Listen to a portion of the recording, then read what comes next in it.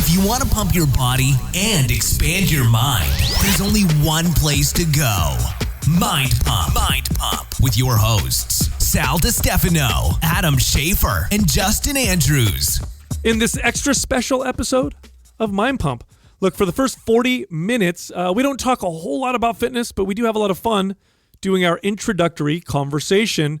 We start out by talking about how to determine how much life insurance Adam may need now that he's having a baby. Coming on board here. Now, Health IQ provides life insurance for fit and healthy people, and they are one of our sponsors. So here's what you do. Go to healthiq.com/mindpump and take their health quiz and get a free quote. See what you qualify for. Then we talked about how the hemp oil market works, how a lot of them are bunk, and why you want your hemp oil company to provide you with real third-party lab analysis like Ned. Ned is the company that we work with, and they make, in our opinion, the best full-spectrum hemp oil you can find on the market. We also got you a discount. If you go to HelloNed, HELLONED.com/mindpump, you'll get 15% off your first purchase. Don't go bunk, yo. Then we talked about Adam and I's talk at Red Dot Fitness. Great personal training gym, actually one of our favorite personal training gyms here in the Bay Area, and we talked to a lot of trainers there about building a social media business. Adam brought up a Forbes article that talked about the most influential person on Twitter. You'll never guess who it was. We were all kind of shocked. Justin talked about coaching his son's little league team. He thinks they're going to go undefeated all season long. Yeah. I don't know about that. Then we talked about how parents intervene a little too much when their kids have trouble, and we told some personal stories there. Yeah, calm down. I brought up the study on single men and how they smell. Believe it or not, women can tell if men are single or taken just based off of their smell. Yeah. Yeah, They can smell the sadness. they have like, that's it. And then Adam talked about Katrina's pregnant heightened sense of smell. Then we get into the fitness questions. The first question was, why are calves so difficult to grow? I feel like that question was directed to Adam and I because we have our own personal relationship with calf training. Justin has the beautiful calves. Oh, see, I like yours better. Adam said I had cankles. They're so but they're big. Yeah. The second question was, we talk about central nervous system versus muscles. How does training your central nervous system differ from training your muscles? The third question, what are the pros and cons of adding in calories to speed up your metabolism and doing so low-carb fashion or doing so with carbs? Is there a better option? Which one do we like better? And the final question, somebody at this person's gym told him that a squat is not functional. So we kind of explain why this person's an idiot and why we are right. The squat is extremely Listen to us. Functional. Also, this month, MAPS Performance. Now, this is our program that we designed for people who want to move and look like a well-rounded athlete. So somebody who's well-developed from head to toe. One muscle isn't overpowering another. They have good developed core muscles, excellent performance, power, strength, speed, and even endurance. That's what this program is designed around. The whole program is designed that way. It's 50% off. Here's what you do. Go to mapsfitnessproducts.com. Use the code GREEN50, GREEN50. That's what's going to give you 50% off. It's getting revamped. So if you have the program now or if you enroll with the 50% off, Look out. you will get updated automatically. We do that with all of our programs, by the way. Anytime we update them, make them look better, you get updated for free so long as that you've had access in the past. It just keeps getting better. Yeah, Sal. it's free. Also, we have other MAPS programs for different goals and different people and experiences. All of those can be found at mapsfitnessproducts.com. T-shirt time! And it's T-shirt time. Oh, shit. We know it's my favorite time of the week. Oh, snap.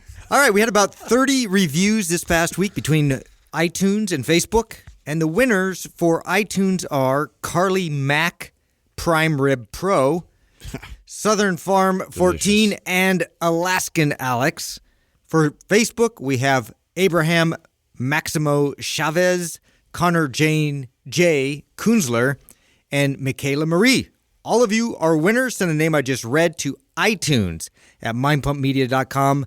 Send your shirt size, your shipping address, as well as your Instagram handle, and we'll get that shirt right out to you. Doug, I have a serious question to ask you. Yeah, look at his rash and make sure, because I already told him he needs to go to the doctor for it. It's That's got not. It's a lot of bumps. That is not what I need you to look at, Doug. I don't know what that means. Last week we did. We talked about Health IQ, and and I announced that Maximus is coming, and that now I seriously would be looking into doing the Health IQ, and so I joked around about not wanting to leave Katrina so much money that she'd be motivated to kill me. So She starts just making you like pancakes and waffles all the time. right. Here's So your special tea. I was half joking, but there is some serious. Like, how do I determine how much money I should legitimately leave her and my child if that were ever? Heaven forbid that happens, but how do people recommend that? Like, Right. So first off, I would suggest that you'd have to have an awful lot of money and have to do some nasty things for somebody to want you to get knocked off, right? Yeah. So, well, I plan to have a lot of money. It would. well, there you go. But what I'm saying is, would- what I'm saying is a very large life insurance policy. So I would do it for 150 grand, but nothing less than that. Get her through a year. Yeah, 140. I don't think so. So the way you determine it is you got to think about what would happen if you were to pass away. Okay. What would happen to Katrina? What would happen to your child? Right. And what would they lose? First, From start a thinking about it. financial standpoint. From a so financial you would standpoint. take, my salary or what I make a year is X amount, and then from there I would go multiply that by 18 years or what? I mean, what are your thoughts on that? Yeah, I would say that would be a reasonable thing to do. Okay. So the way I would look at it is you don't want your family to suffer a major change of lifestyle, right? So That's why I did that's why I'm thinking, okay. because it depends, right? How much what their lifestyle is to begin with. You see what I'm saying? Well, no, their lifestyle is what we have right now, right? Right. So, Right, exactly. Right. It allows Katrina and I to live the lifestyle we are now. I know what that dollar amount is. I know how much she makes. I know how much I make. I know how much of that I'm actually contributing to making sure of that. So I guess then the logical thing would be to X that by 18 because the kid will be. Well, you also have to think about the future here, too. So now, let's say you get yourself a nice house, you got a large mortgage. All of a sudden, you're not around, that income is gone.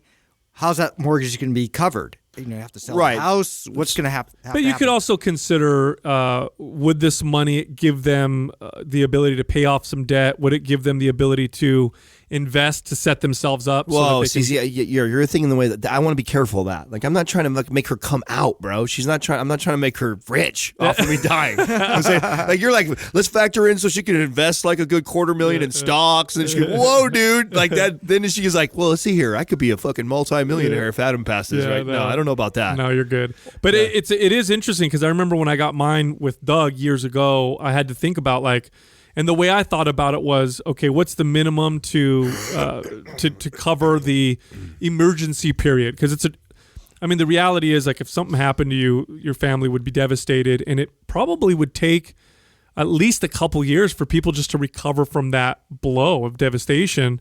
And so you would at least, at the very minimum, in my opinion, would want to be to cover the cost. And if this person wants to grieve for a year or two, are they able to do so? That was my thinking. You know what I'm saying? Yeah, the bare minimum, you want to avoid financial stress. Well, they get the payout all at once. Isn't that how it works? Or do I have that option too? you have an option how it gets distributed. Yeah. Oh, see, I like that because I would like to, I wouldn't mind setting her up with a Trickle. $50 million, $100 million contract if she has to Well, gets $50 to $100 million. That's a lot, you have to though. actually qualify for that. Okay, so how does that work? The insurance company is going to look at what your financial situation is right now. Right. And that's how they're going to determine whether you qualify for a certain amount of money or not. So, Probably because if you're some dude that's making $50,000 a year and you all of a sudden want to apply for $100 million, they're like, what's going to no, happen? they're going to definitely say no to yeah, it. what's going to happen? Of course, because he can't even make that over 10 years. But if it's the amount of money that I can make in 10 years, I would think that I would qualify for that. Right. Yeah. $10 million offshore policy is a accounts. very, very large policy. For 10 most million would be people. considered that. Yes. Okay. Uh-huh. So to qualify for that, you'd have to be making a pretty good $500,000 to $1 million a year, I would guess, in order to qualify for that type of thing. What's the most common amount people get? $500,000 or $1 million? Probably $1 million, then I would assume. yeah, I really don't know as far as term insurance what the average would be because it's such a wide range of people. So somebody making $50,000-$75,000 a year, they're probably looking at a $250,000 policy. Somebody making $250,000 a year, a bare minimum $1 million, $2 million, even $3 million policy. It really depends on your income. Interesting. The point is, you being one of the major breadwinners of the family, if you're gone, that's a huge cost to your family. It sounds like it would be a really smart strategy if you're an entrepreneur to also time this after a good year that you just had, right? Absolutely. Like that would be a smart strategy. If you're going for a very large policy, right? Let's say if I would have been fucked actually if I tried to do this when Mind Pump first started, the first year, like where we make hardly no money. Right, you'd be hard pressed to get. I don't know what you made, but say you're making $50,000-$75,000 a year, you'd be very hard pressed to, get much over $1 million policy. I would think. So that's good to know. Also, like if you're somebody who's already considered doing this. No, this is good information because I think people think, $500,000, that's a lot of money, or $250,000, that's a lot of money, and then you figure it out and you're like, well, actually, that'll help your family only for this amount. Or maybe that's what you want to do. You just want to cover the emergency stuff. Right. Because you don't want to have to pay out. Well, I mean, I apologize. I know it sounds like a really long, drug-out commercial for the listener and stuff like that, but I really am curious and interested in this because this is something that I will be doing, and I don't know what is the right strategy as far as how much and crazy. Well, so just changing subjects here. So I'm getting messages left and right, and we called this out a while ago, when CBD started to come out into the news. And it's funny, we had this exact conversation at your house, Adam, when we first met to discuss starting Mind Pump. And we talked about when it was a 4-hour conversation, but one of the topics was emerging aspects of the market, what we thought was going to get huge. And one of the things that we talked about was how we thought CBD at some point would make it into the fitness space, and then they were going to throw it on everything and tell you it was a miracle cure. And there's definitely benefits to it, but it's not a miracle cure. And of course, they're going to throw it on fat burners and stimulant supplements and pre-workouts and all that stuff. So I'm getting all these people who are sending me these hemp oil based kind of supplements and products that are promising fat loss and muscle gain and balancing out your hormones. So silly. And now here's the problem with all of that is, and my part of my problem is the crazy claims. CBD does have some pretty remarkable effects in the body, but there is no such thing as a miracle cure. But here's the part that really irritates me is that there have been several independent studies done now on some of these hemp oil products, and they find very, very little and sometimes no cannabinoids in these products. So either the oil isn't real because there's nobody really regulating this market. No. It's just all market regulated. So what people are doing is they're jumping into the bandwagon because they see that everybody's like, oh shit, I want cannabinoids. Hemp is legal, so everybody's like, let's do hemp. A lot of people are providing hemp oil. It's not even hemp oil. Yeah. Or if they do, when you ask for a lab analysis, you don't get one. So people are like, I don't notice any results, or I don't feel anything, or I'm not. It's bunk. And it's like, well, your hemp oil may be just fucking oil, or it may have no active cannabinoids. Does Ned actually provide an analysis? Ned has. They provide independent laboratory analysis of their batches, and you can see clearly the concentration of CBD, CBC, CBG, even the trace amounts of THC, CBDV. I mean, you can see, and of course they can test it for pesticides and all that other stuff. And you want that when you're taking a hemp oil product, because hemp oil by itself does have some nice fatty acid profiles and stuff like that. But when you're taking a dropper full of hemp oil, you're not deriving benefit from the little bit of healthy fatty acids. What you want are the cannabinoids, the active constituents that act on your cannabinoid system in your body. And you want to be able to see, like, is this really concentrated? Does it have efficacious doses of what I'm looking for? And that's Ned does that. Their tested scores are available on their website, right? You click and actually look at some of the results that they've gotten. You can go on there and you can ask them to send it to you. They also give you terpene profiles. So I don't know of any hemp oil company that even provides. And terpenes are what give cannabis and hemp and other plants their smell. So like one terpene I think it's called limonel, for example, is a terpene that gives lemon and lime its scent. But terpenes don't just provide a scent; they also have effects on the body, and they think that terpenes are one of the main reasons why certain strains affect people certain ways. It's not just the cannabinoids, but it's also the terpenes, and so they're actually providing these lab analysis of all these different things. And this is why when people do take our advice and use NED, they're like, oh, I feel it. You know, have you guys seen how many of these fitness influencers are now repping brands? I mean, it's crazy. Oh, yeah. I think I've seen at least 20, 30 different brands that are out there. You mean, I know. It's just the new fad. Oh, and it's interesting too. I just saw the FDA is really starting to get involved in cracking down on a lot of like false claims because like lots of nootropics and people are like going beyond what they're really providing. They're trying to say that they're basically the answer and the cure for a lot of these like diseases and things, and they're going like way outside of what they're actually supposed to be talking about. We talked about it long before we were even sponsored by NED. And here's the thing, like, there was a high demand of people that were asking questions around it. And I remember us having this conversation. It's like, listen, if we're going to work with a company, one, we're going to make sure we're going to vet the shit out of them, which we did forever by the time we finally actually brought them on as a sponsor.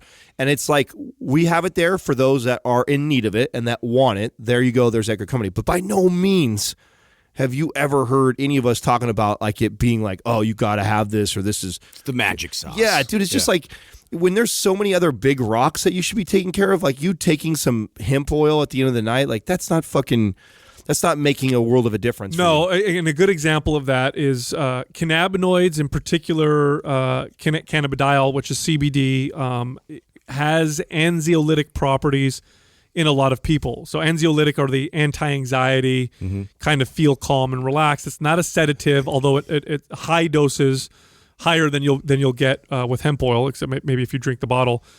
Some people can get a sedative effect, but it's got anxiolytic effects. So if you're somebody who has high anxiety, but you're eating shitty, you're not getting good sleep, and you're going through a divorce, is it going to solve your anxiety issues? It might take the edge off a little bit, but you got big things you want to take care of. So this is okay. There's like two ways I use it, not a lot, but when I do use it. So I just used it the other day. I showed it on my story that I was using. And that's whenever you see something pop in my story, that's about the cadence I use shit.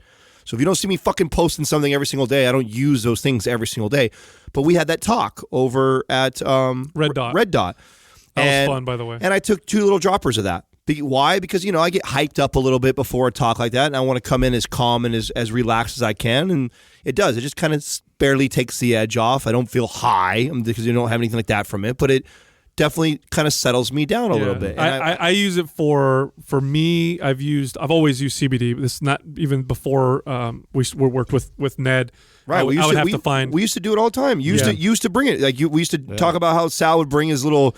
We have our charcoal that you would bring. You would have our CBD. You would hand each one of us our little CBD, theanine, and then I would drink coffee with it. It was an amazing combo. Yeah, so I used CBD initially. I would use high CBD cannabis. So this is before you could find good quality hemp oil extracts that had at least an efficacious dose of CBD. Back then, it was impossible to find, and if you found it, you'd have to take an insane amount because it was just so diluted.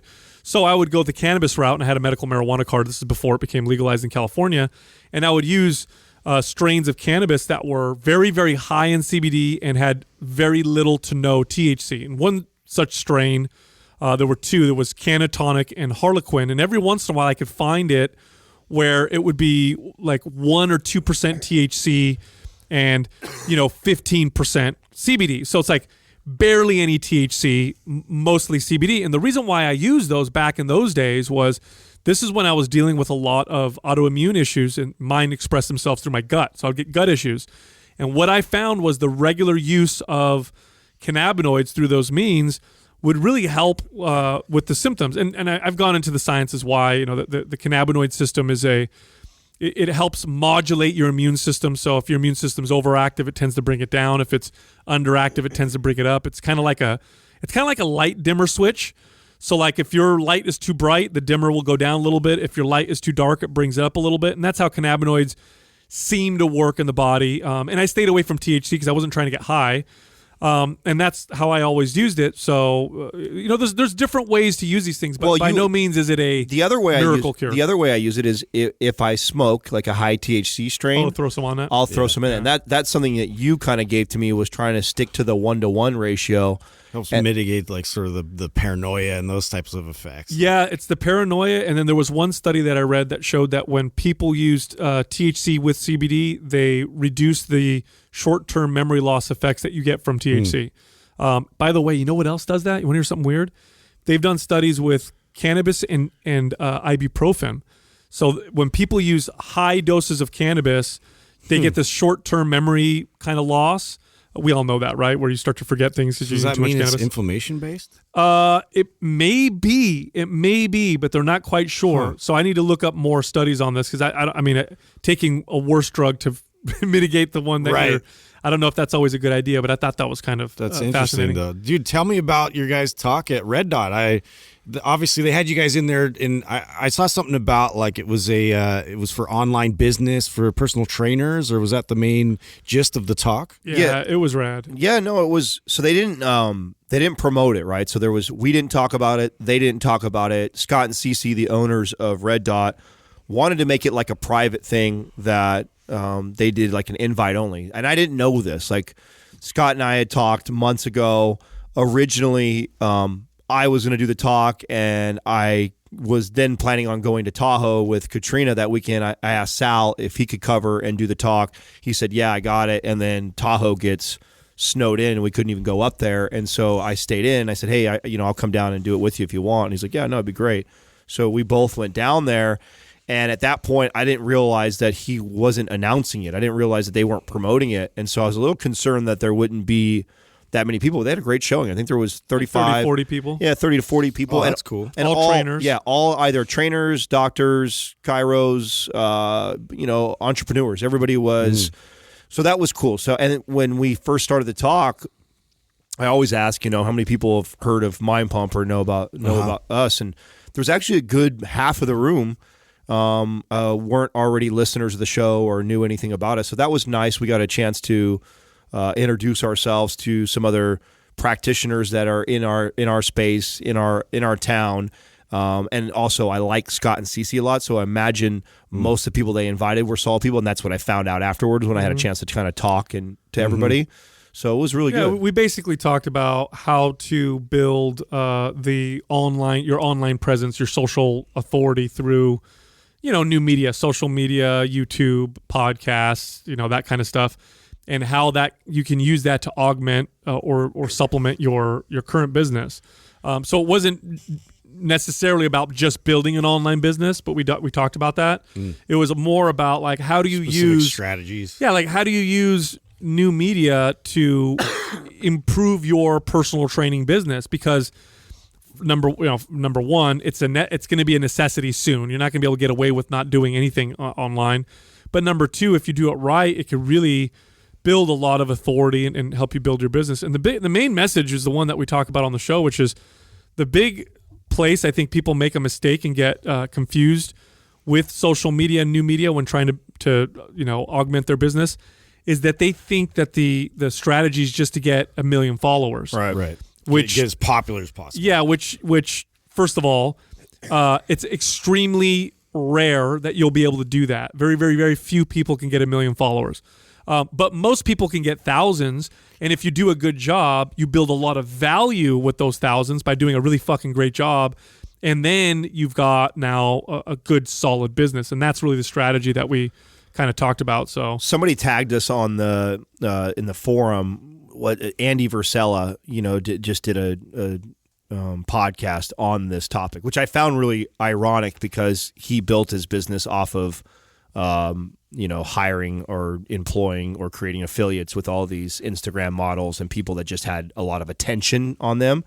And so it was funny to hear him speak on this point because I think it's counter to how he started. But we've been saying this since fucking day one that, just because you only have 1,000, 5,000 followers does not mean you can't build a huge business. And if you most certainly have 10,000 plus, you can build a multi-million-dollar company. And the key is to engage and add value to those. Stop trying to sell them all the time. Build real value. And quit chasing likes and comments. Like, it's not about like how many kissy faces and heart emojis that I can get and likes that I can get. It's about how many people are talking about the content that you're providing or the things that you are potentially selling. And so if you're somebody who is trying to monetize your training service and you're taking ass shots and you're getting tons of follows and tons of likes on that, like, that doesn't translate into your business at all. And so you're better off having 5 people like and comment on your post that you're providing value. But that's they really find value. Then you are having 100 people comment and like your photo just because you look sexy in the picture or whatever like that. And that's just the message that I think. How funny is it how skewed new media has made our perceptions? Like, if you just went back 20 or 30 years and you had a brick and mortar business and I could present to you 5,000 potential customers who really wanted to hear what you had to say and found a lot of value. So pumped. You'd be fucking, are you kidding me? You'd be like, I could turn that into. If they're real customers? Yeah, I could turn that into 500 to 2,000 actual customers, and now do the math of what that looks like for your local business. People would have killed for that. Yeah. It's really no different. I got a random stat for you guys that I read after this that I thought was really fascinating. So 2018, Twitter voted the number 1 most influential person, who it was. Okay, Taylor Swift. Oh, wow. Okay, you want to know what's crazy about this? 14 tweets in the entire year. Wow. Shut up. Right. That's crazy, right? Like, did she delete a bunch of tweets? No. That's just what it is. It's just now. How do they determine what they mean by that? Most shared and I'm sure that's interaction. Yeah. Like the article didn't go into the algorithm of what made them decide that she's the most influential. But I'm assuming that means the ratio of how many times she tweeted, what it probably got shared, commented, and movement on it, and that it speaks to that. It's not this how much shit you put out there all the time, just driving more comments, driving more people, looking at more eyes on it. If there's not value, you don't have necessarily real influence. Nobody's going and doing anything about it. Yeah. So focusing on your content more so it's adding value and that people will actually share it, use it. I mean, that's the stuff that matters more than this views. She's a phenom. I mean, Taylor Swift is going to be remembered as one of the greatest, in my opinion, greatest artists of all time.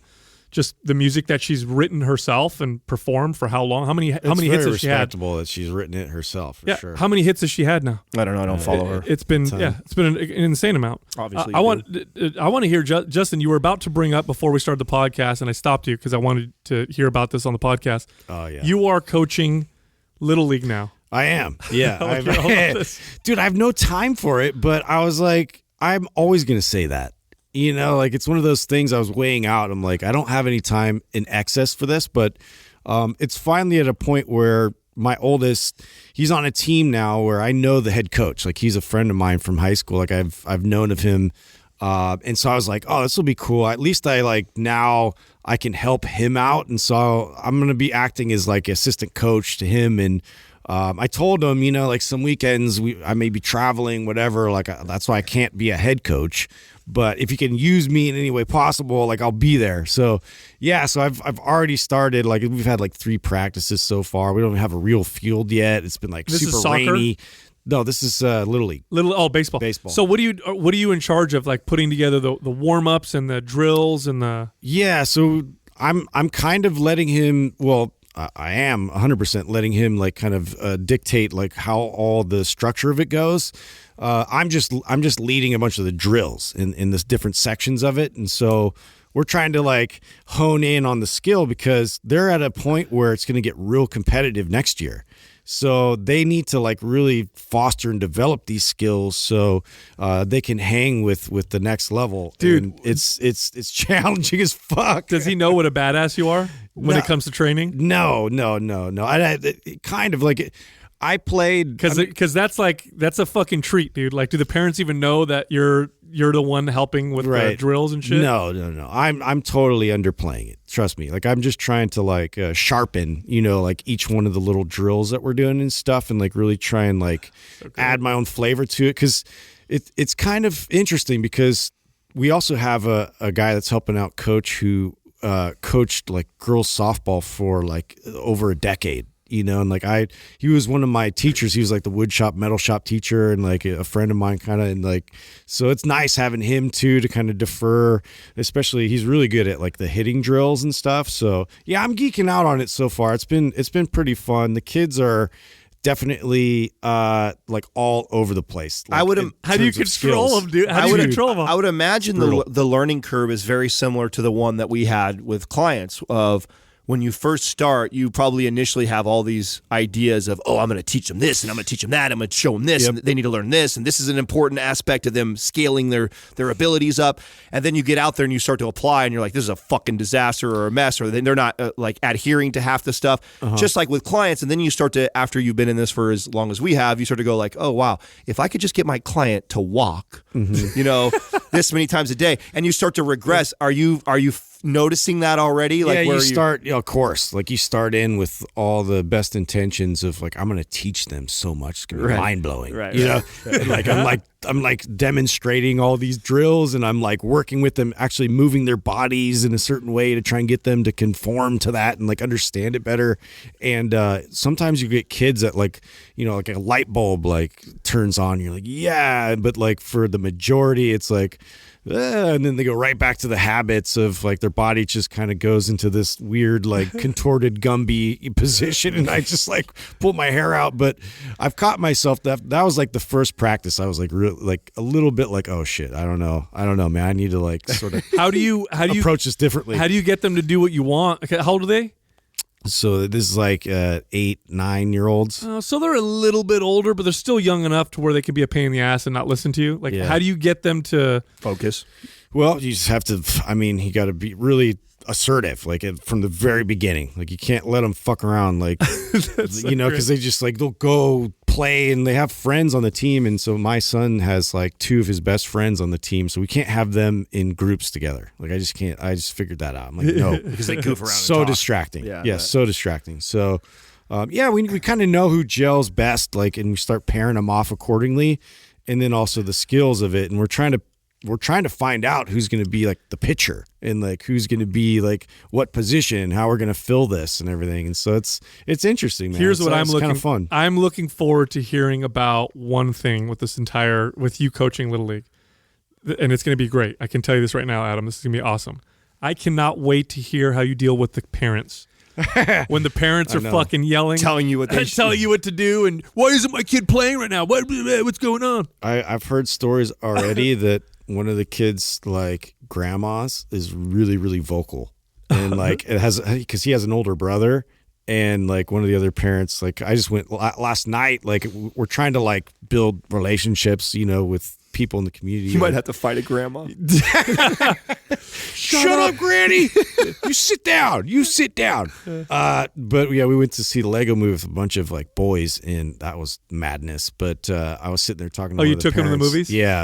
Yeah, a few of the kids, and then after that we went. You're that asshole, huh? Took him to pizza. Rolls in the movie I'm watching with fucking 8 kids, fucking throwing popcorn. Yeah. Well, it's a kids movie, so fuck you for not expecting the kids to be there. Is my opinion.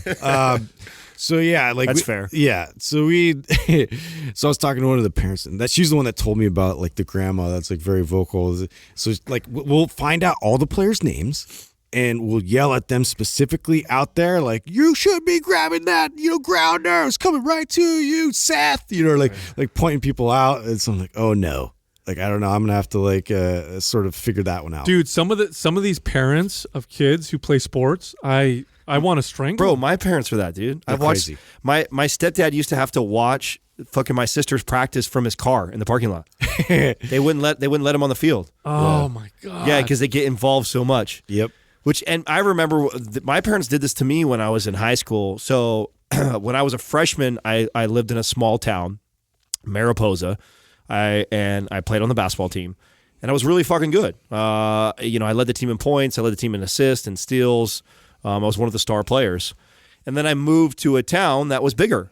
I think that was a Division 4 or 3, and then I moved to a 2 or a 3, whatever. So it was a jump in talent, and it was very obvious. I mean, and as a kid, I knew it. You know what I'm saying? Like I saw I was clearly a starter and one of the best players in one town, and then I get another town, and Now there's at least one guy who is better than me, and there's another guy who's like close to as good as me, and we're all fighting for the same position. Mm-hmm. And so my first year coming in as a sophomore, I rode the bench a lot, and my parents embarrassed the fuck out of me, dude, because they went down and were like, my kid scores all, because they don't know. They just remember watching me, and I was killing it, right? And they're so proud of their son, and they're celebrating, and I'm this great player. Then all of a sudden I go to sitting on the bench. Oh, my God. That happened to me. My dad actually had to become the scorekeeper because otherwise he would yell. And he'd yell at the coach. I was just so like, Dad, like, be doing something. Don't keep yourself busy.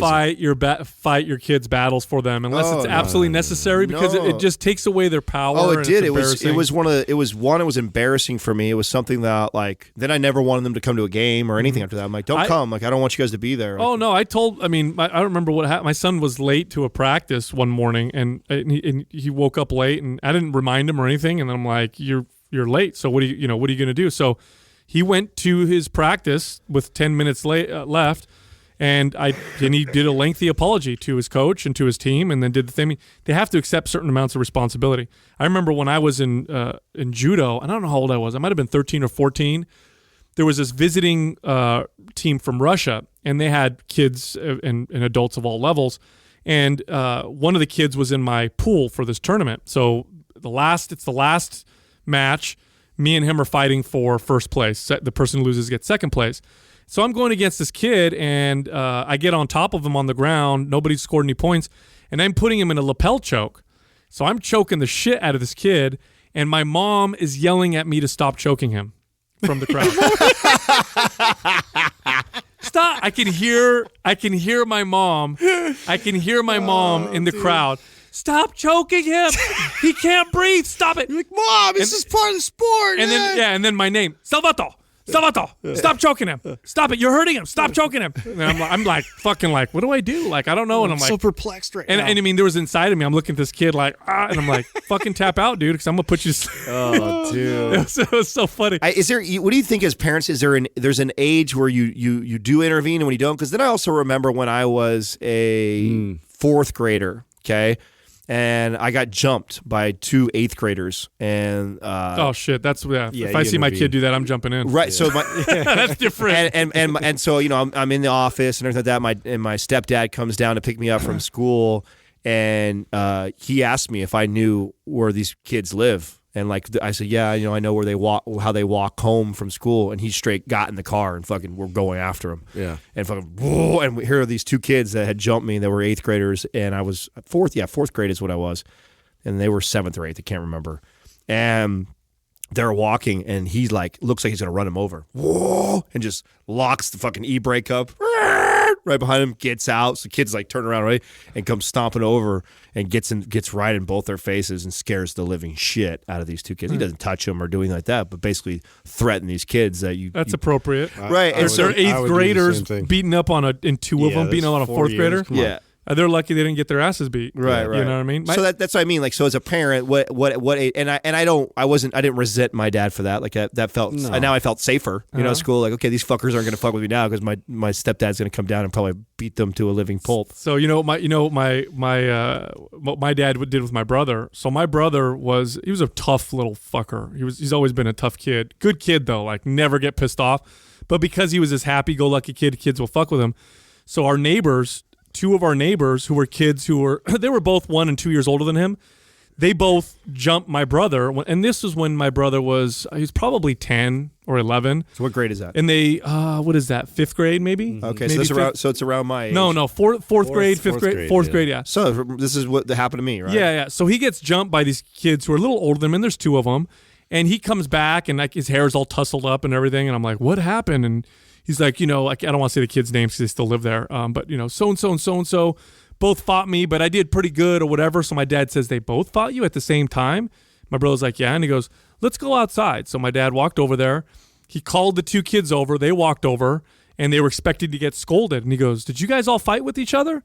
And they're like, yeah, we're just playing. He goes, that's fine. You guys can fight. He goes, who wants to go first, one-on-one against my son? So now the kids are all fucking on the spot. Like, so my brother fought one of them one-on-one and beat the crap out of him. Yes. And then my dad pulled him off, and he's like, okay, do you want to fight? No, I don't want to fight anymore. And that was it. It was hilarious, though. Oh, that's great. Because my brother was a fucking little terror. Oh, that's awesome. At that age. So That's anyway. You know what it was? I remember that was the era of. You remember when swirlies were a big deal? Do you remember what a swirly? Dunk your head in the toilet. Yeah, you remember what a swirly was? Man, a that's swirly terrible. A swirly is when you stick someone's head in the toilet and you flush it. And they were trying to do that to me, and there was two of them. And so we got into it, and they were fucking fighting me in the bathroom. And I'm like, there's no way I'm fucking letting these two guys stick my head in a toilet and do that. But that's how it started. I remember that was a popular thing, and I don't know where that came from. Yeah, I don't know. But do you remember I do remember that. That was a big thing that for a happened while. to a few of my friends. It gets treated differently now. Like if a kid back then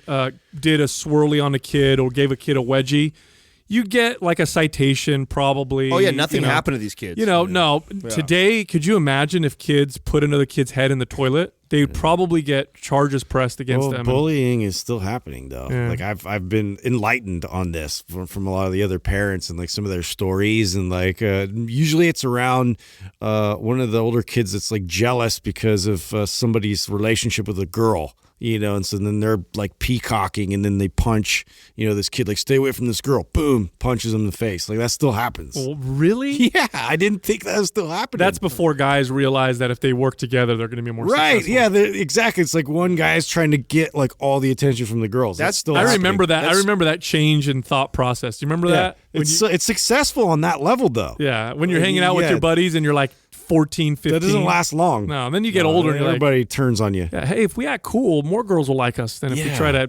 peacock. It's like a novel idea. Yeah. Some dudes never. Speaking of dudes doing that, I just read this hilarious study on single men. So they did this study on single men versus married men or men who were in a long-term relationship. You want to know what they tested? Yes. All right, you guys are going to like this. So here's the title of the study. Do single men smell and look different to partnered men? So based on research, they actually did research. They took One smells like giving up. The other one smells like I'm trying. They take 82 heterosexual women between 18 and 35, and they rated the body odor and faces of males aged 18 to 35. And consistent with the hypothesis, single men had stronger smelling body odor than partnered men. How crazy is that? Now, is that because like you they're think more nervous? No. I think it's because there's studies that'll show that like estrogen higher, and then they're you're creating more pheromones. I see. Yeah, they found that when you're single, because it's like you're trying to attract a mate. You're putting it out there. Yeah. Yeah, you're trying to attract a mate, so your body is naturally putting off. And you know what's funny is that when this is not an odorous. Like, come on. And this is not a part of this study, but women who are ovulating are more attracted to a body odor than women who are not ovulating. So when women are at stinky gym clothes, when women are at peak fertility and typically peak horniness or whatever, because their bodies can get pregnant, that's when they tend to want more. When women get horny, male body odor. Sorry, surprise.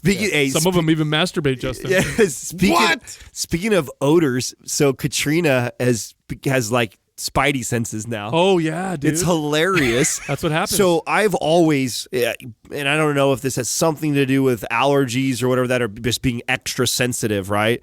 I've always, you guys know this, you've been with me forever. We walk in somewhere, like I'm the first one to smell a smell or whatever. So that's how it's always been for her and I. Like I always will go somewhere and I'm like, oh, we can't go here. Like this smell is bothering me or whatever. And she's like, what? I don't smell anything. And now the roles have reversed. Never in our relationship has this happened, to the point where she'll get nauseous. Yep. So when we were on the plane ride back, where did we just all fly to? Where did we fly to just recently? Vegas. Oh yeah, Vegas. So when we flew to Vegas, what a good time. He forgot all about it.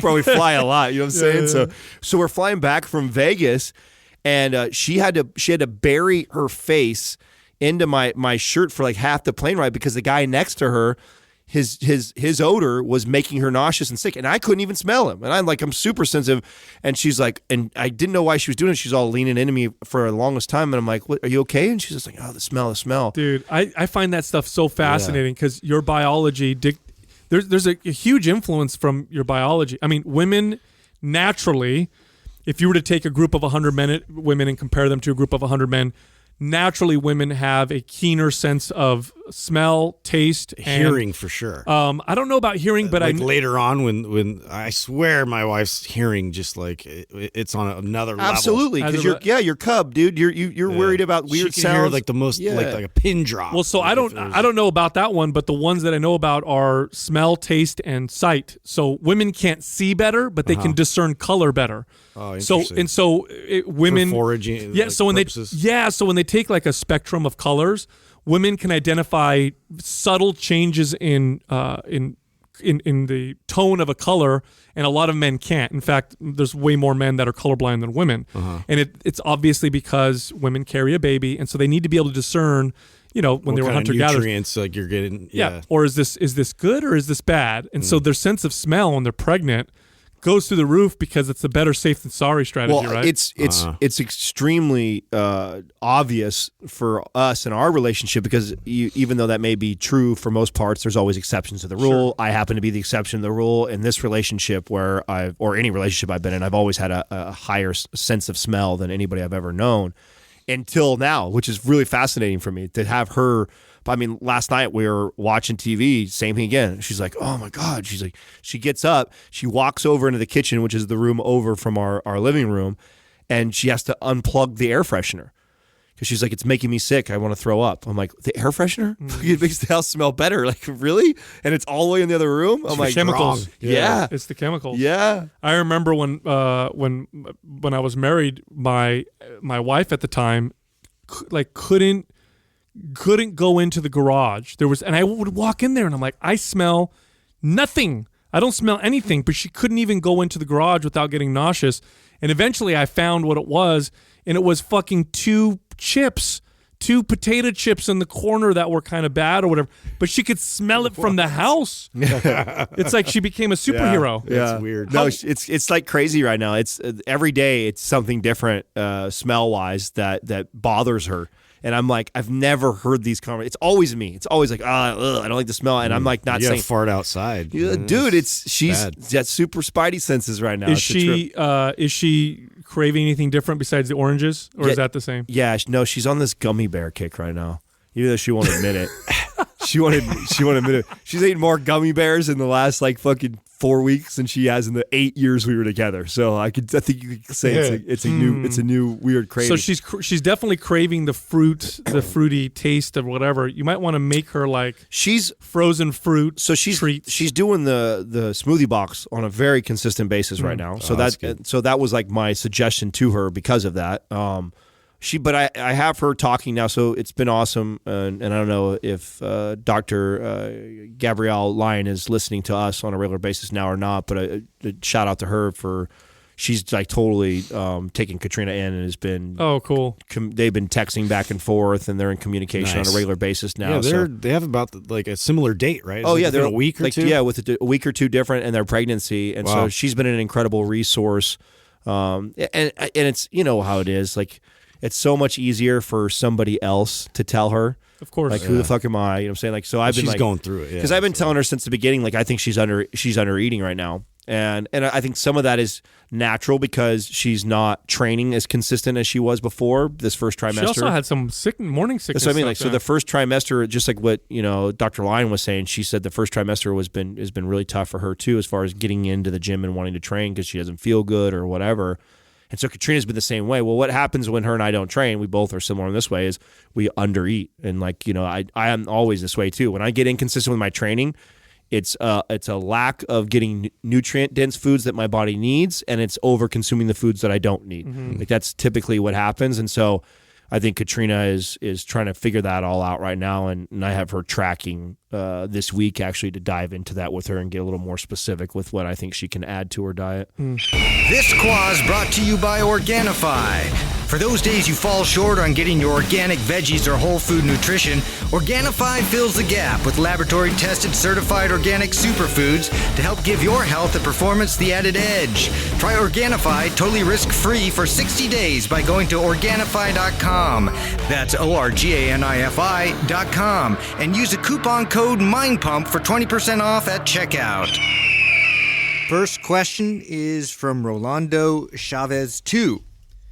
Why are the calves so difficult to grow? Son of a bitch. Stupid Man, question. Stupid this is question. all about you guys. You know what? Can I just Sorry. we're gonna have an honest conversation. A now. moment of silence. We're gonna have an honest. No. We're gonna have an honest conversation. Okay. All right. What is that? Because Wait. Double honest. Yeah. I'm curious. super honest conversation, because calves have this notorious reputation for being stubborn muscles. They don't want to build. They don't want to grow.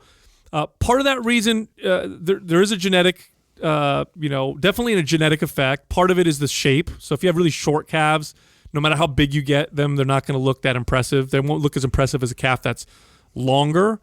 But I'm going to be quite honest here. A large, most probably 98% of the reason why people have a tough time working their calves or building their calves is they just don't train them nearly as consistently, and nor do they start training them as early as they train the rest of the body. I'm just going to put it out there because I'm going to be honest about it for myself.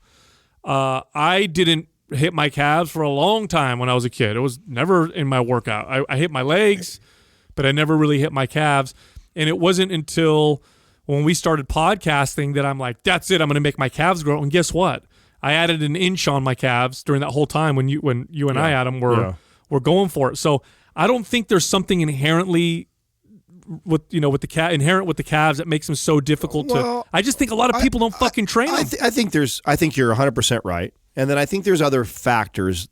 There's some factors in there. One, it is a muscle that is being stimulated while you walk all the time. So if you already have a high insertion, which means your calves are way small and up high, right? So like I have a very high insertion. I have, and you're right. Even the best my calves ever looked, they still didn't look that impressive because they're not like Justin has cankles, right? His calves go all the way down. Thanks. That felt insulting somehow. Yeah. No, he's got to go all the way down. They do, and so it automatically makes the calf muscle look. It is bigger. It's got a longer origin and insertion, and so it's got a longer muscle belly, and so then he's got a genetic advantage. So that plays somewhat of a role. But does that mean somebody who has terrible calves can't build them? No, I think that there's some common mistakes. I think. Lots of high repetition stuff tends to be the way that people gravitate. I think one of the biggest game changers for me was lifting heavy 5 reps, full range of motion, like all the way down, all the way up onto my tiptoes, like full range of motion with load for only 5 reps was one of the biggest things that made them explode. And then I really had to increase the frequency on how much I was training my calves because I think, again, going to the point of they're getting stimulated when you walk. And so they're already used to a decent amount of volume because you walk on them. So you have to really ramp up that volume to stimulate them to grow more. Well, think about it this way. Look, we've all worked in gyms for a long time, okay? How often do you see people doing 30 minute to an hour minute to 60 minute chest workouts or bicep workouts? Right. How often do you dedicate that to calves? You never. Right. Nobody's ever doing more than one exercise for calves, and that's the best. Right. I did this for 4 years. So for 4 years of my life, I can honestly say, because I was getting on stage. The rest of my life, I could care less. It's like someone teasing me about my forearms. It's like, whatever. You know what I'm saying? Like, I'm not really that concerned to where I'm going to dedicate that much time. But when I had to get on stage and I was being judged by my physique, I had never put as much attention on my calves as I did during the time that I was competing. And I'll post a picture. So if I don't remember and this goes live, DM me. I actually just went through my old library of pics and I grabbed some of the calf ones to show people that have texted me. Now, right now, my calves look terrible. It's my Achilles. I've hardly ever touched them. I can train them once every 2 weeks at best, and it's more rehab type stuff I do today. But there was a time where I think my calves were the most impressive I've ever seen them. And when I was at that point, I had been after them for a good 2 to 3 years leading into that. And the amount of frequency and volume, I was training them a minimum of 3 to 5 times a week and a minimum of 1 to 2 times were like a full dedicated session to them. Yeah. And we were both doing occlusion training. Yeah, and that was part of that. I was including that in that. So you're right. There's just not a lot of attention on them, I think, and so there's a lot of neglect there. I also another point that I noticed gains from this. Funny that this happened. When I started squatting really heavy and deep, I got some carryover and benefits from that. Never would have expected that. Yeah, more range of motion. Right. And your calves are getting involved in that when you're in that deep squatted position to get you out of there. You don't realize, and especially when you're loading 300-400 pounds on your back, like absolutely you're getting some stimulus like that. So yeah, it's funny because I know, like, you know, like in terms of like where my calves are right now and all this stuff. But there was work that went into actually building and developing, you know, even if it was not intentional. And like, I think to Sal's point of like starting early. So like when I think about like when I first started, even just training for football, and I was moving and pushing around really fucking heavy sleds like all day long, and then I'm sprinting, and then I'm also working on training for basketball, and I'm working on my jumping skills, my reactive abilities. Like I was just constantly on the ball of my foot, and then also like moving and being explosive. That had to have carried into and then also like in the gym doing squats like Adam's talking about, and then doing power cleans. This is all going to affect that muscle along with everything else. Yeah, I 100% agree with that. Yeah, and if I look at my total training time where I'm dedicated lifting weights, trying to build muscle, from 14 till now at 40, all those years I've trained consistently, pretty much most of my body. Definitely my upper body. My legs kicked in a little bit later. Right around the age of 16 is when I started to hit my legs. And so you're talking about 24, 25 years, you know, of dedicated upper body and then also mostly upper thigh workouts. Now, if I were really to accumulate the total amount of dedicated calf training, it's like 3-4 years. Are my calves ever going to catch up to my upper body? Probably not, because I've got so much, I'm so far ahead. And most people are like that. And so that's why I think it has a bad rap. Go to any gym, walk around any gym, look at how much time people spend on working out their calves. Barely anybody. Yeah. Look at how much equipment is dedicated to calves. You're lucky if you have one calf machine. I've been to many gyms where there wasn't even one calf machine, let alone 2. So you're lucky if you have a standing calf and a seated calf. And if you have 3 calf machines, you're in like bodybuilder heaven. Well, this is why I loved the Bernal gym. Because they have the donkey calf. Oh, they have donkey. They have seated. They have the 45. They've got, they have like 7 like little interesting. I remember that. Oh one man, it was one that was why I was the main reason why I trained at that gym was because I was hitting my calves 5 times a week, and I wanted as many different options as I possibly could, and I did. I mean, it was a huge. I saw a big change in my calves, huge change just from that, but it took a lot of dedication and the same that you would apply to every other muscle in your body. And you're right, Sal. Just we talk all about the chest and the shoulders and the back and things like that, and the effort that people put towards growing and building and changing that. If you applied that same effort, literally, like if you would dedicate a whole hour to your chest, and I started doing shit like that. There was days I came to the gym and it was an entire calf session. Mm-hmm. I've spent an hour on my calves. Now you got to be clear. You worked your way up to that, by the way. If you're listening and you work your calves out. Yeah. That's so horrible. No. Oh, again. Yeah. The same rules apply to this muscle as everything else. I'm always trying to do as little work as possible to elicit the most amount of change, and that's why I say it took 4 years. It was 4 years of the guy who rarely ever hit calves or occasionally hit calves or threw them in my leg workouts at the end, to the guy who was like, calves are my main focus. Okay, I'm doing a full dedicated session, and then it was, okay, another day that's getting in there. Oh, then adding it towards the end of another session, and then before long, I'm incorporating calves 5 days a week, and 1 to 2 of those days are like full dedication towards them. And they did. They were the best they ever looked. I remember getting compliments every now and then, and that was a big thing for me to go from being the guy that I was always teased about having no calves to having decent calves. But there are certain things that you just can't change, and that's the high origin insertion for my calves. Like, and I'll share. You'll see the picture. Like they're not super high.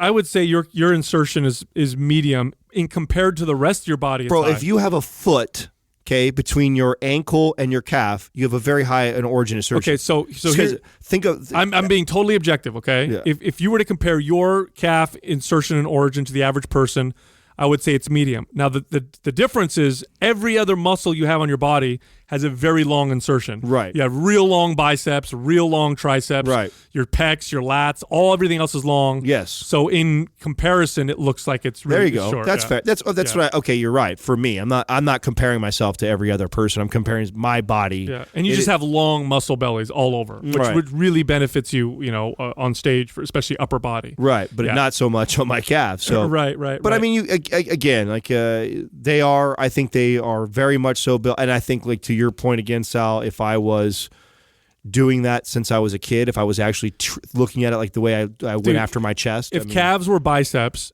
I swear to God, you would never have heard people talk about how hard it is to develop calves.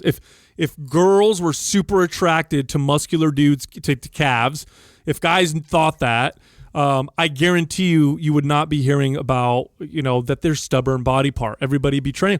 Nobody ever trains them. Half the workouts I read throw them in as kind of an afterthought. So it's total myth. It's a complete myth. Now you can definitely have parts of your body that don't seem to respond as well as other parts of your body. But part of it goes to, are you dedicating the time and effort and energy to developing that body part? Are you connecting well to that muscle? Are you able to get a good mind-to-muscle connection? But very rarely is it like that. All the genes that work for the rest of your body that help it develop, all of a sudden you have these different muscle-building genes for one specific part of your body. And the things we talk about, like full range of motion, right, and control, and these very much so apply to your calves. And something I had to be okay with was, what 5 heavy full range of motion standing calf raises for me isn't very impressive. It wasn't a lot of weight, but for me to go all the way down, all the way up onto my tiptoes, and with a decent load to where I would fail at somewhere between 5 to 7 reps, I didn't need to put that much weight. That's how weak my calves were. And so don't fall into the trap of what I see a lot in there is this hopping like the bouncing. The bouncy reps? Yeah, the bouncy reps and just trying to load plates and get into that, because the shortening the range up like that, you're just not going to get the max benefits. Just like if you were to do these little tiny pumping curls or these literally short tiny reps for your chest, like you're not going to build a big chest that way. You're better off going a lighter weight and taking it through full range of motion and control than you are pumping out a bunch of reps really light or really fast. Next question is from Sloth K60. You guys talk about training your CNS. How does training your CNS differ from training muscle groups? Yeah, we do talk a lot about training the central nervous system. Well, okay, I want to be clear. You can't really separate the two. Yeah, it's all related. Yeah, like anytime you fire a muscle, what is causing that muscle to fire Is the CNS. is your central nervous system. If you separated the two, you wouldn't be able to activate your muscles.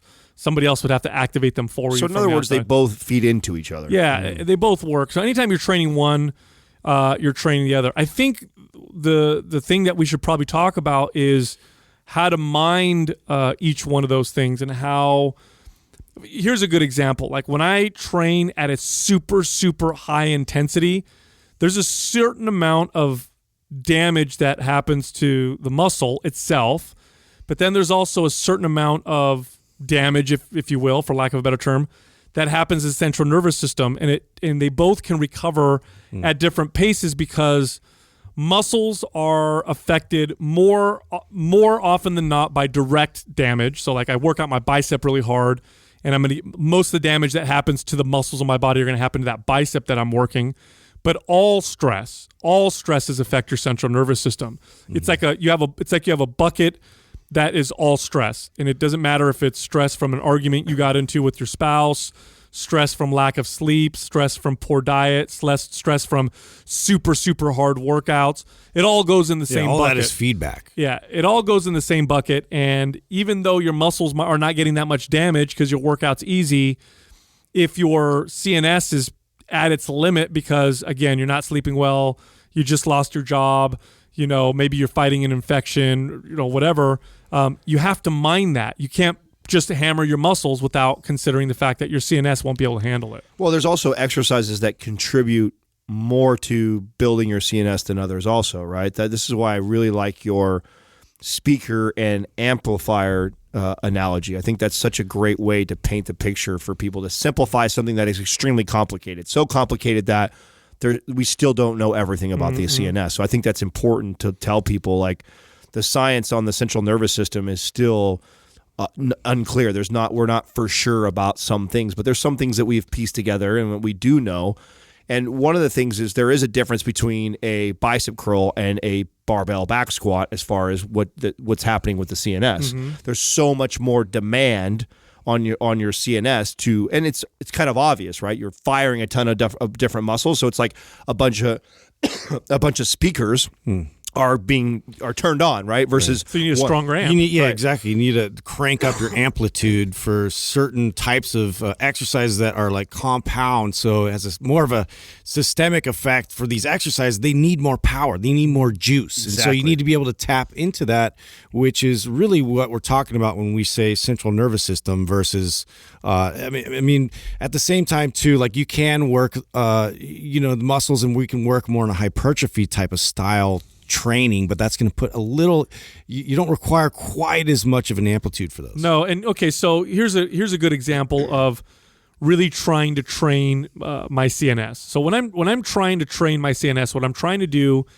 is get it to be able to fire with more juice in a more effective way. Now, there's a lot of things that control that. One of them is, does your body feel safe sending a loud central nervous system, amplifier signal? Because again, by using the example of the amplifier and speakers, if your amplifier was, let's say it was an AI amplifier and it could sense the amount of power that the speakers could take, it would limit its power based on what it think the speakers could take. It's not going to go more than the speakers can handle because it'll blow the speakers out. Right. Well, if your body doesn't feel quite safe throwing out all of its power, you're not going to be able to get it. And so part of CNS training is getting your body to feel safe, throwing out more of that juice, if you will. And a lot of that has to do with how your muscles fire, your control, your stability. So to give you a great example, if you looked at a highly trained Olympic lifter, they have strong and big muscles, but they're also able to harness maybe 90% of their potential from their central nervous system. Versus, let's say, a bodybuilder who's the same size, who doesn't really train to maximize the signal, but just trains to build muscle. They might be only able to summon 60%. And so the Olympic lifter is going to snatch and clean and press, or just squat even more weight than the bodybuilder who's really just interested in hypertrophy. CNS training is very important, extremely important for athletes. Like, if you're an athlete and you want to be able to explode, a lot of that has to do with the ability to summon this maximum power without hurting yourself. I think it's just as important to the person chasing aesthetics, and I'll tell you why. This was part of the reason why I scaled through the amateur to the professional level in competing, was because I understood this part and understood the benefits of going through a powerlifting type of a cycle in my training, even though I'm not a quote-unquote power lifter, I'm a bodybuilder. And this is what I saw very common with my peers. So I think a great takeaway from this conversation is, if you're somebody who trains a lot like a bodybuilder because you want to look like a bodybuilder or a bikini athlete, and so you're kind of following what they're all doing, which is this hypertrophy, supersetting, high reps, chasing the pump, talking about the pump all the time, and you rarely ever do a strength cycle where all you care about is like how much heavy weight I can lift. You're dropping 3 to 5, you're dropping all the way down to a 3 to 5 rep range, and you don't ever train like that, you are going to benefit so much from that. Because that, like, if you can get just a little bit more, like Sal is saying, if like comparing the Olympic lifters, if you can run a strength cycle for 4 weeks where you're focused on this 3 to 5 type of a rep range, and you can get a little bit more out of your amplifier, a little bit more out of your CNS. That now will carry over into the hypertrophy and the building phase when you now go back into that. You'll be much stronger. You'll build more muscle. You'll get more of a pump. So that little bit extra that you get out of that CNS will really even play into somebody who's not focused like an athlete that just wants to look better. I'm telling you, this was what allowed me for show over show to improve. And when I looked at my peers, and I still think this is a problem, I was talking at that seminar at Red Dot to two of my buddies that are pros. And, you know, a lot of the physiques, they get to a point and they kind of peak out. And my theory on why they do is because they have reached their max potential from their CNS. They're kind of always chasing hypertrophy. They're at their rev limiter and they haven't elevated. There's no new reserves. Exactly. They haven't created a new level of capacity from their CNS because they never train like a strength athlete, and they would greatly benefit from that. You know, it's a great way to illustrate this is how to properly do plyos. Yeah. Yeah, absolutely. And that's the thing is like this direct access to, you know, maximal amplitude has to be really respected. And to be really respected, you have to be intentional with that specific movement that you're asking, requesting. So to be able to stay in that max amplitude, it's a very short window. And so when we treat things like box jumps, and this is why I get irritated, we all get irritated when we start to see them used as like a fatiguing type of an exercise. Yeah, that's training the muscles. Right. Yeah, if you're doing it to fatigue, you're training the muscles, choose something else. No, that's one of the best expressions of, really using and tapping into that max amplitude. And so you want to direct all of that generated force upward. And so, you know, that's something that you want to fully recover. And so you want to recharge. It's just like, you know, recharging the battery completely. And then now we're going to access it again and express it. Because you're practicing how to summon all of that power. That's what you're doing the plyos That's for. That's the point of it. You're not doing plyos to get tired. If you just wanted to get tired, you could just jump in place. But what you're trying to do is practice your ability to summon all of this power. And it is a skill. And here's the thing too, with CNS type training. CNS type training contributes to the skill of the movement that you're practicing. So it's also your body synchronizing when to fire what muscles and how hard to fire them to maximize whatever pursuit you're going after. You know, it's the reason why a boxer will punch with 10 times the force of a strongman who has way more mass and way more muscle. A boxer knows how to summon their CNS, maximize the technique, maximize the entire movement, and turn and get that. There's no interruption in that signal. They've refined it over the years so many times because they've perfected the skill of that one movement. And so that's why that's so important is to really refine the process, because if there's any reserve, if there's like the governing and the mechanisms in place are trying not to get you hurt. And so it's an important factor that we have in our body. It protects us from having all this access, you know, go somewhere it shouldn't go. You know, what's funny is we're talking a lot about like when you're trying to improve power and speed and bodybuilding, but this is more important for the beginner, because when I get a client as a brand new client, most of what I'm doing in the beginning is training the central nervous system. Now, I'm not doing plyos and I'm not doing powerlifting. I'm just trying to teach them to control their body. And you can see it because they're all shaking like a leaf. It's all stability training. It's all trying to get them to be able to squat properly and learn how to move properly without their knees doing crazy things and their arms doing. That's all CNS training. In fact, very little of it is causing any muscle damage. Now, some of them might get sore because they're super deconditioned, but really, it's all CNS training for a little while. We're not able to really push the muscle training until later on. And this is why I always tell people to go to the gym and practice. Don't go to the gym to work out. Go to the gym to practice your exercises. The workout will come naturally. It's that training your body to move properly. That's the part you need to focus on. Next question is from Architechnology. What are the pros and cons of adding calories via reverse dieting but staying low carb? So this would be like just reverse dieting, staying low carb versus reverse dieting and adding carbs.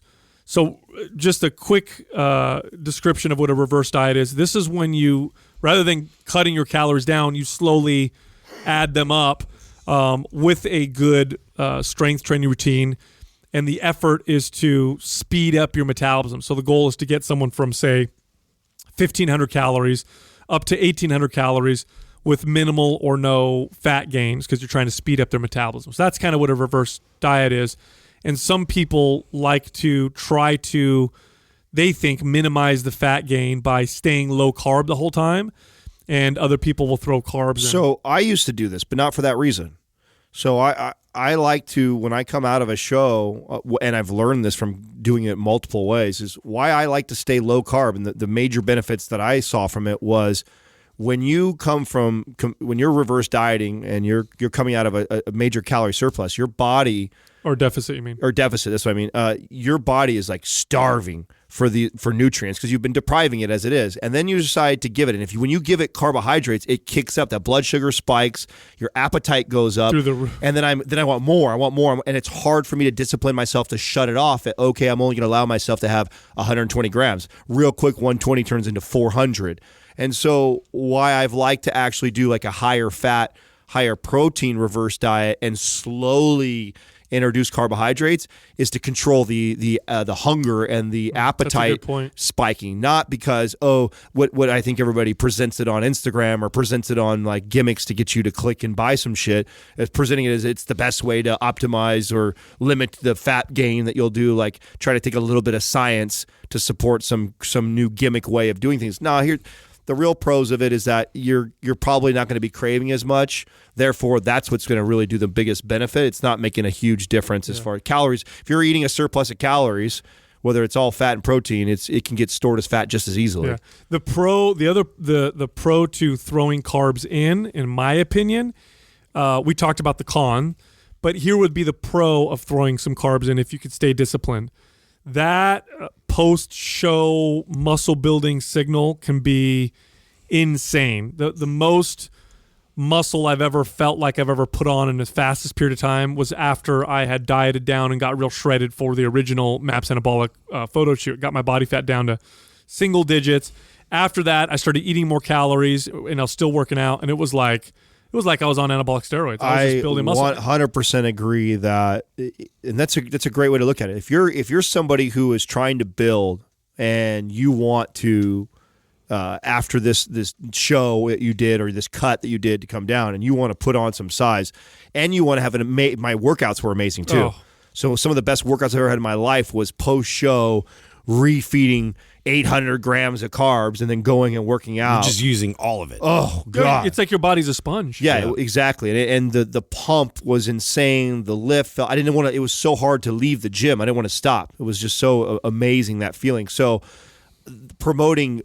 adding gains at post-show, there's the positive. But that, like I said, the con is it can get out of control real quick. Oh, dude, you're dealing with crazy, and it's not just the physiological changes that your body goes through from adding carbs in when they've been so low and all that stuff.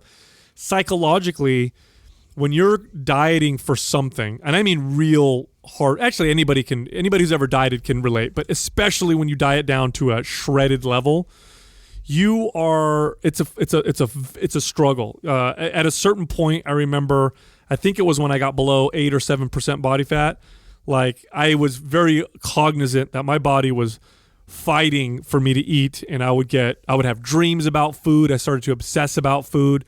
And that's a mental state. Once you open the floodgates, you're like, oh, cool, I don't need to do this anymore. I can just eat. It's really easy to slip into the fucking binging. Oh, well, add in the fact, too, back to the psychological piece, you start introducing those carbs.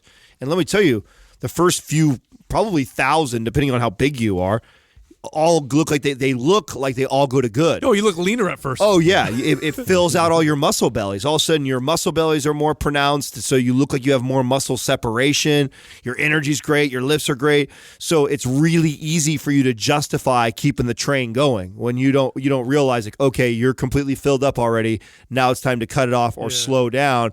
You just keep seeing positive results, and then until you start to see negative ones, and by that time, it's too late. You've already gone overboard. In my personal opinion, if you're an average person and your health is good and you don't have any, major food intolerances or gut issues that need to be dealt with, because sometimes people need to go low carb or paleo to starve down, certain types of bacteria or inflammation or food intolerance. But let's just say you're a healthy person and you can eat, whole natural foods, carb sources and fats and proteins, and don't have an issue. I don't recommend cutting anything too low. I just don't think it's a smart approach unless you have to. But if you don't have to, you live in the modern world. You've got a wide variety of foods to choose from. The second you cut out a macronutrient, even though carbs are not essential, if you don't have to, I feel like you're going to set yourself up for failure. That's my personal opinion. I don't think that's a long-term approach. Maybe a fanatic will get away with it for a long period of time, but I have yet to meet anybody who went super low carb and it wasn't for a particular health issue and stayed that way forever. I've yet to meet anybody do that. It's just not a good long-term approach. And you can eat all the macronutrients, and if you eat them in a right way and you don't overeat and you're active and all, you can be amazingly healthy with a wide variety of macronutrient profiles. I think that's been proven through all the population studies. So, in my opinion, considering all the psychological potential effects of adding in carbs, eventually, once you feel comfortable, you should probably add them in. You don't want to, always keep yourself super low carb unless you're treating something. Next question is from Jake Wagner. A higher-ranked PT than me at my gym claims a squat is not functional as a human movement. How do you explain to him that it is? That's silly. Man, that's the dumbest thing I've ever heard. Well, I think there's obviously he doesn't understand the definition, I guess, of what functional is, and then therefore I could see you not understand. Yeah, I would like to know what it means. I don't think that a movement can be more functional than a squat. But I've heard guys try and make the comment like, okay, if it's the most functional, what do we do the most? We walk around, right? We walk around or sit, right? So what are the most common things we do?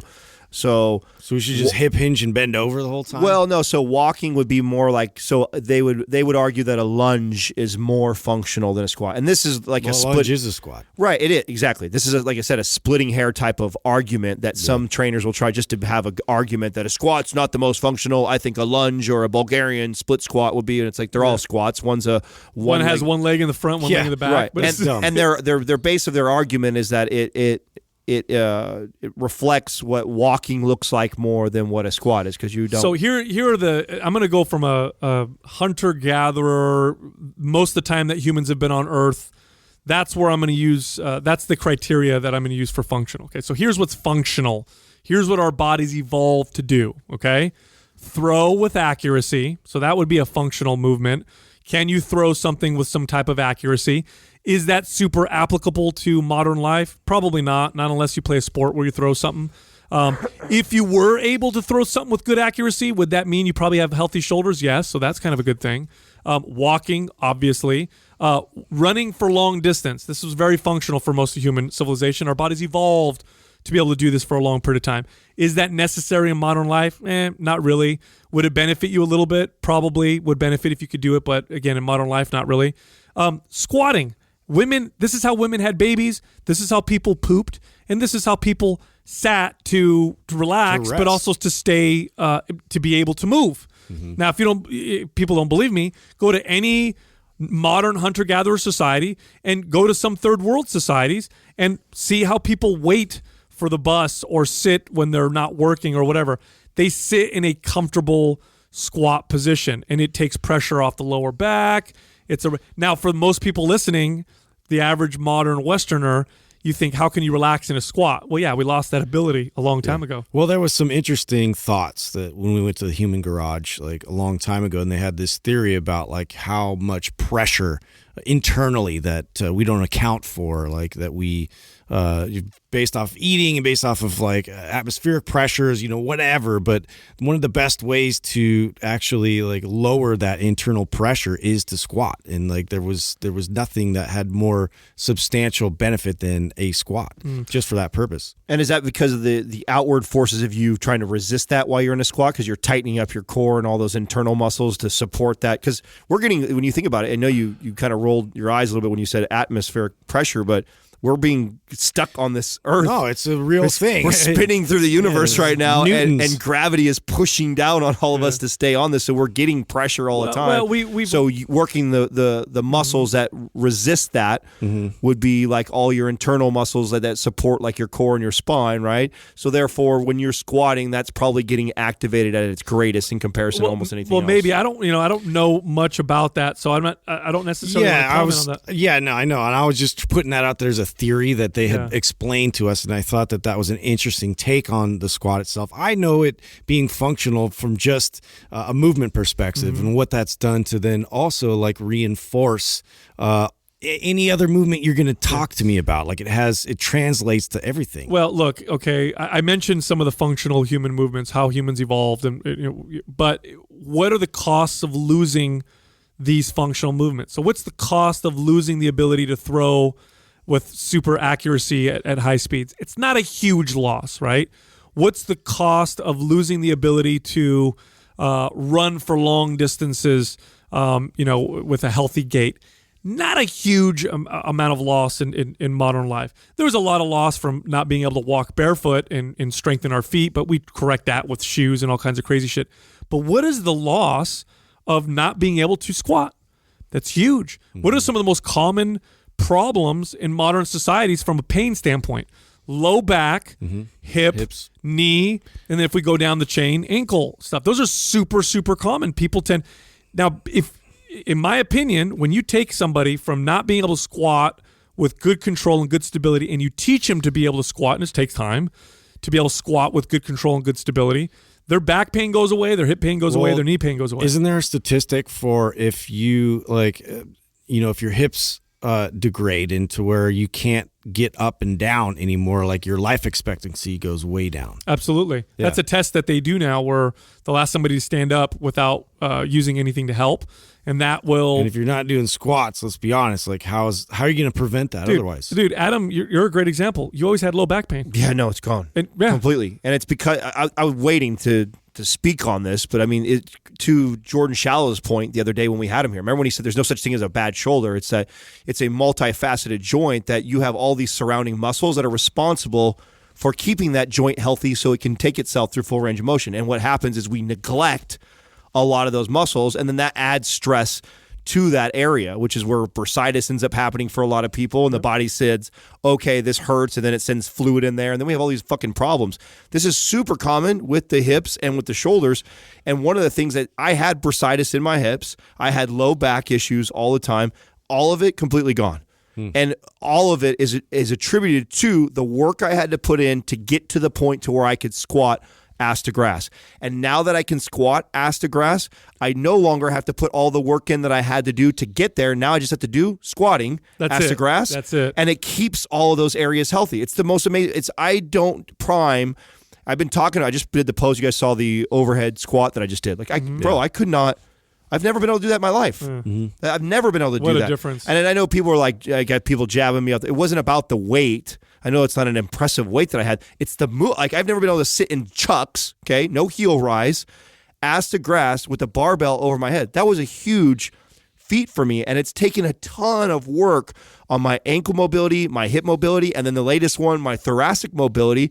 And I can now do that. And now what's so awesome and what I can feel is I don't have to keep doing all those movements I was doing. I just got to do that now. If I just get down in a squat, I have to have good thoracic mobility. I have to have good hip mobility. I have the good ankle mobility in order to perform that. So as long as I keep that in my life, I no longer have to put so much energy and focus on all these, yoga practices. That's why it's such a beautiful exercise. Yes. And from a functional, like, athletic perspective, I can't think now. If you want to train an athlete, you got to use all kinds of different exercises and tools. But if I had to pick just one exercise, the squat would be definitely one or two, and it depends on the sport. But if you took a bunch of 15-year-old athletes for most sports, and if you have to do just one weight training exercise, just have them do squats, you'll watch the performance improve in terms of... That's another reason why it becomes one of the most functional movements is there's very few things that hit the anterior, posterior chain and everything. Just the carryover. Everything from your neck to your ankles. Like every muscle gets worked.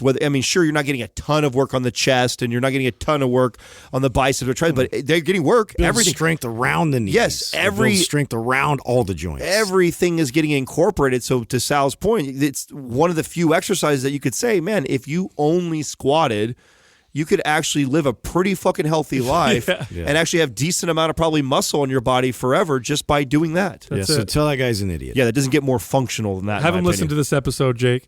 Also, look, if you go to mindpumpfree.com, you can download any one of our guides for free. In fact, you can download them all for free. We won't limit you at all. You can get them all. So go check that out. Also, check out our individual social media pages on Instagram. So Justin, everyone's favorite host. Yeah. You can find him on Instagram at mindpumpjustin. Adam, everyone's second favorite host. You can find him at mindpumpadam. And then, of course, me, who irritates everyone. You can find me at mindpumpsal. Thank you for listening to Mind Pump. If your goal is to build and shape your body, dramatically improve your health and energy, and maximize your overall performance, check out our discounted RGB Super Bundle at mindpumpmedia.com. The RGB Super Bundle includes MAPS Anabolic, MAPS Performance, and MAPS Aesthetic. 9 months of phased expert exercise programming designed by Sal, Adam, and Justin to systematically transform the way your body looks, feels, and performs. With detailed workout blueprints and over 200 videos, the RGB Super Bundle is like having Sal, Adam, and Justin as your own personal trainers, but at a fraction of the price. The RGB Super Bundle has a full 30-day money-back guarantee, and you can get it now plus other valuable free resources at mindpumpmedia.com. If you enjoy this show, please share the love by leaving us a 5-star rating and review on iTunes and by introducing Mind Pump to your friends and family.